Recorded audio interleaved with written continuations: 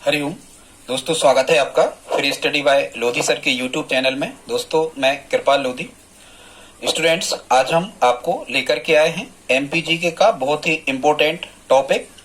दोस्तों, इस टॉपिक से एमपी पुलिस भर्ती तथा एमपी पटवारी भर्ती तथा एमपी पीएससी अब हर एक एग्जाम में यहां से प्रश्न पूछे जाने लगे हैं। पिछले कुछ पेपर्स में हमने देखा है कि मध्य प्रदेश गान से संबंधित किस प्रकार के प्रश्न आपसे पूछे जाते हैं। तो आज का दोस्तों हमारा टॉपिक यही है। हम मध्य प्रदेश गान से संबंधित जितने भी डाटा हैं या जितने भी प्रश्न बन सकते हैं, आज हम आपको इन सभी प्रश्नों के बारे में बताने वाले हैं। दोस्तों, हम इसी प्रकार के कॉम्पिटिटिव एग्जाम की तैयारी यूट्यूब के माध्यम से निःशुल्क करवाते हैं। आप हमारी प्लेलिस्ट में जाकर के मैथ्स, रीजनिंग, जीके, साइंस और शिक्षक भर्ती परीक्षा से रिलेटिव वीडियो को आप देख सकते हैं। प्लेलिस्ट में पहले से ये उपलब्ध हैं। कुछ वीडियोस की हम आपको लिंक नीचे डिस्क्रिप्शन में दे रहे हैं। तो दोस्तों, यदि आप हमारे चैनल पर पहली बार विजिट कर रहे हैं तो प्लीज हमारे चैनल को सब्सक्राइब कर लें, साथ में बेल आइकन पर क्लिक करें ताकि सबसे पहले नोटिफिकेशन आपको मिलता रहे। तो दोस्तों, बगैर देर किए हुए आइए प्रारंभ करते हैं आज का टॉपिक, मध्य प्रदेश गान से संबंधित कुछ इंपॉर्टेंट क्वेश्चंस। ठीक है, तो सबसे पहले तो दोस्तों आपको ये पता होना चाहिए कि जो मध्य प्रदेश है ये पहला राज्य है जिसका अपना तैयार किया गया है। दूसरा, फिर आपको ये देखना है कि मध्य प्रदेश का ये है क्या। तो मध्य प्रदेश का दाता सबका साथी, शुभ का यह संदेश है, माँ की गोद पिता का आश्रय, मेरा मध्य प्रदेश है। बहुत ही सुंदर राज्य का अपने मध्य प्रदेश का ये गान है, मध्य प्रदेश गान जिसको हम कहते हैं। तो अब हम देख लेते हैं इससे संबंधित कुछ प्रश्न। तो सबसे पहले तो ये आपको गान याद होना चाहिए, कुछ लाइन इसकी। ठीक है, कुछ क्या पूरी ही याद होना चाहिए। अब हम देखते हैं मध्य प्रदेश गान की रचयिता कौन है।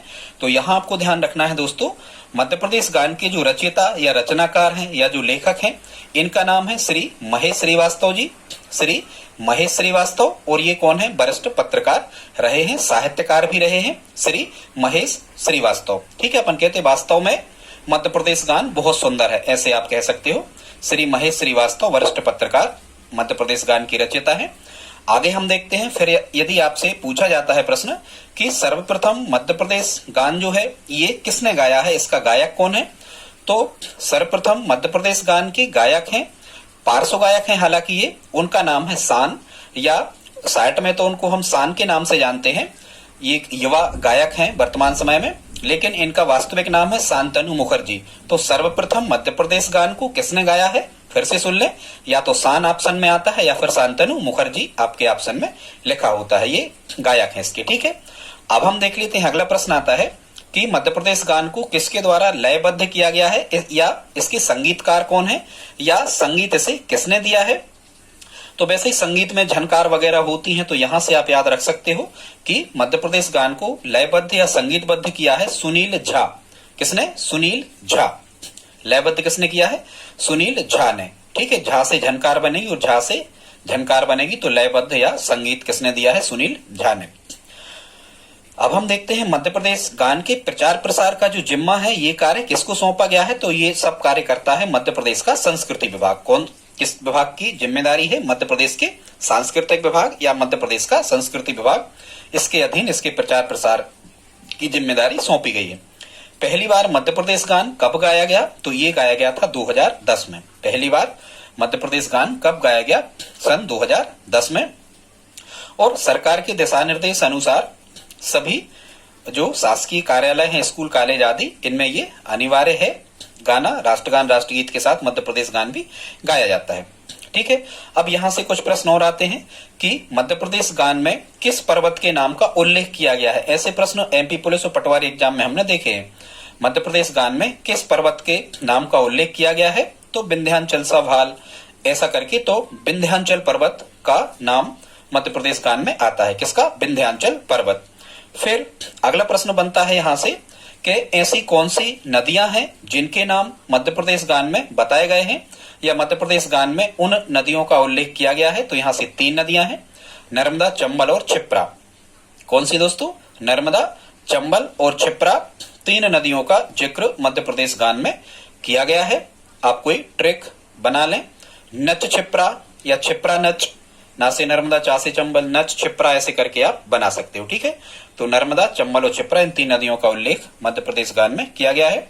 फिर अगला प्रश्न बनता है यहां से कि मध्य प्रदेश गान में किन पर्यटन स्थलों की चर्चा की गई है। पर्यटन स्थल कौन कौन से उसमें आए हैं, मध्य प्रदेश गान में चर्चा की गई है, उल्लेख है पर्यटन स्थलों का। तो 4 पर्यटन स्थलों का इसमें उल्लेख है, खजुराहो, चित्रकूट, भीमबेटका और अमरकंटक।